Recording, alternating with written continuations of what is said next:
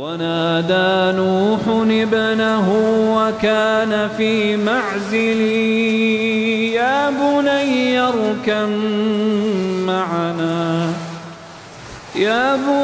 اركب معنا ولا تكن مع الكافرين.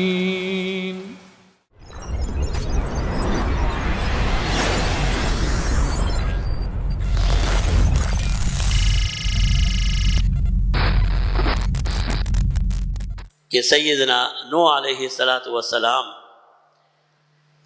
اپنی قوم سے بہت ہی شفقت اور محبت کرتے تھے اور بہت ہی نرمی اور شفقت سے انہیں اللہ کی طرف بلاتے تھے، لیکن وہ اتنے سنگ دل تھے اور اتنے بے رحم تھے کہ جیسے ہی سیدنا نوح علیہ السلام اللہ کا پیغام، اللہ کی وحدانیت کو بیان کرتے تو وہ انہیں مارنے لگتے. اور سیدنا نوح علیہ السلام اتنے شفیق اور مہربان کہ جب دوبارہ ہوش میں آتے تو اللہ سے یہ دعا کرتے کہ اے اللہ میرے اس قوم کے قصور کو معاف کر دے. تو یہ وہ رویہ ہے، معاشرتی رویہ، جو ہمیشہ اللہ والوں کے ساتھ اختیار کیا گیا. فَقُلْتُ اسْتَغْفِرُوا رَبَّكُمْ، میں ان کو کہتا ہوں استغفروا ربکم، اپنے رب سے معافی مانگ لو، انہ کان غفارا، وہ بخشنے والی ذات ہے. جتنے بڑے گناہگار کیوں نہ ہوں، اگر اللہ سے معافی مانگ لی تو اللہ معاف فرما دیتے ہیں. جب آپ اللہ کے ہاں توبہ اور استغفار کرتے ہیں اور مطیع اور فرما بردار بن جاتے ہیں. اور استغفار کیا ہے؟ دل سے یہ ارادہ کر لینا کہ آئندہ میں گناہ نہیں کروں گا. آج ہمارے گناہوں کی بڑی وجہ یہ ہے کہ ہم گناہوں کا توبہ اور استغفار نہیں کرتے. بڑی چیز جو اللہ نے سیدنا نوح علیہ السلام کے حوالے سے قرآن میں ذکر کی وہ ان کی بیٹی کا تذکرہ ہے. کس حالت میں یہ بد دعا کی ہوگی اور کہا ہوگا رب لا تذر علی الارض من الکافرین دیارا، اے اللہ اب ایک بھی نہ چھوڑ، ساروں کو نیست و نابود کر دے. جو عمل میں پیچھے رہ جائے پھر اس کا نسب اسے آگے نہیں کر سکتا. ہاں نسب کام آئے گا سر آنکھوں پر. کن لوگوں کے کام آئے گا؟ جو نیکی اور تقوی اختیار کرتے، پرہیزگاری بھی ہو، اللہ کا خوف بھی ہو. پھر یقیناً نسب اتنا کام دیتا ہے کہ پھر وہ جنت کے جوانوں کے سردار بن جاتے ہیں، سیدنا حسین، سیدنا حسن. اور وہ وقت آ گیا کہ جب سیلاب اور پانی کا آغاز ہوا، اللہ نے قرآن میں اس حالات کو بیان کیا ہے. حتی اذا جاء امرنا وفارت النور، ہمارا حکم عذاب کا فیصلہ آ گیا.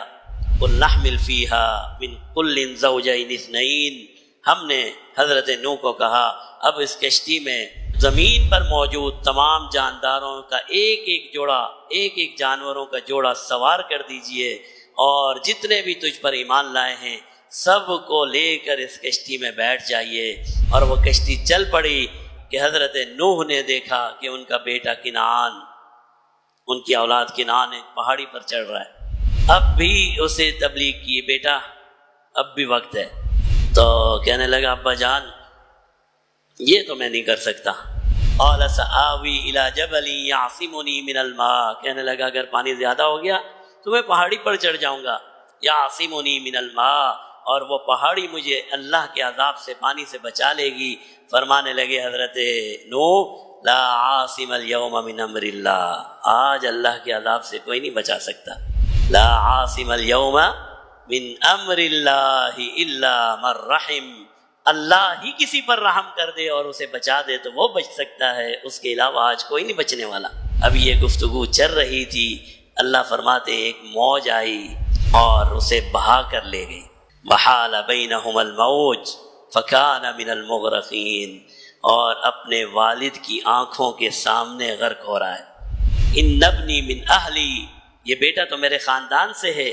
وَإِنَّ وَعْدَكَ الْحَقِّ، آپ کا وعدہ تو سچا ہے، آپ نے کہا تھا میرا خاندان. إِنَّهُ عَمَلٌ غَيْرُ صَالِحٍ، کہ اس نے ایسے عمل کیے جو نیک نہیں تھے.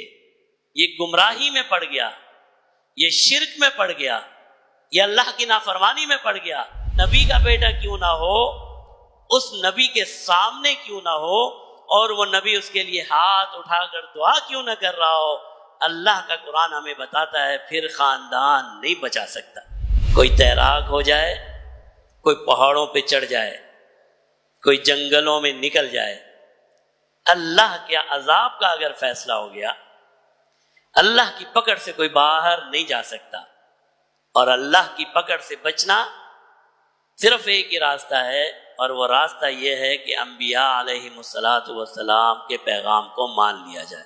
ونادى نوح ابنه وكان في معزل يا بني